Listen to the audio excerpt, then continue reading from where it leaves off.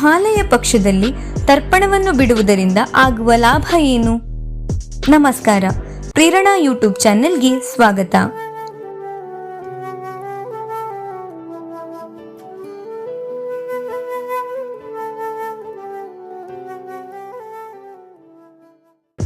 ಮಹಾಲಯ ಪಕ್ಷವು ಭಾದ್ರಪದ ಮಾಸದ ಕೃಷ್ಣ ಪಕ್ಷದಲ್ಲಿ ನಮ್ಮ ಪೂರ್ವಜರು ಭೂಮಿಗೆ ಭೇಟಿ ನೀಡಿ ನಮ್ಮ ಶ್ರಾದ್ದ ನೈವೇದ್ಯಗಳನ್ನು ಸ್ವೀಕರಿಸಿ ನಮ್ಮನ್ನು ಆಶೀರ್ವದಿಸಿ ನಿರ್ಗಮಿಸುವ 15 ದಿನಗಳು.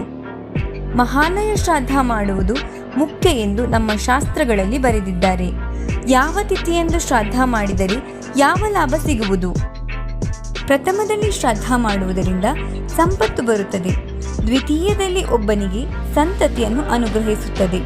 ತೃತೀಯದಂದು ಪ್ರಗತಿಯನ್ನು ತರುತ್ತದೆ.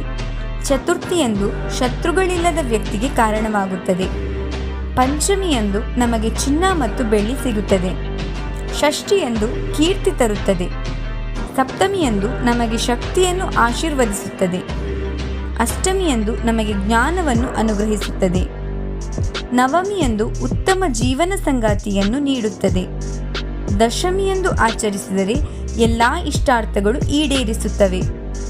ಏಕಾದಶಿಯಂದು ವೇದಜ್ಞಾನವನ್ನು ಪಡೆಯುತ್ತಾನೆ. ದ್ವಾದಶಿಯಂದು ಒಬ್ಬರ ಕುಟುಂಬ ರೇಖೆಯು ಮುಂದುವರಿಯುತ್ತದೆ.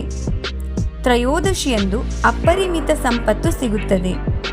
ಚತುರ್ದಶಿಯಂದು ಅಪಘಾತದಲ್ಲಿ ಮರಣ ಹೊಂದಿದವರನ್ನು ಸಮಾಧಾನಪಡಿಸಲು ಮಾಡಲಾಗುತ್ತದೆ.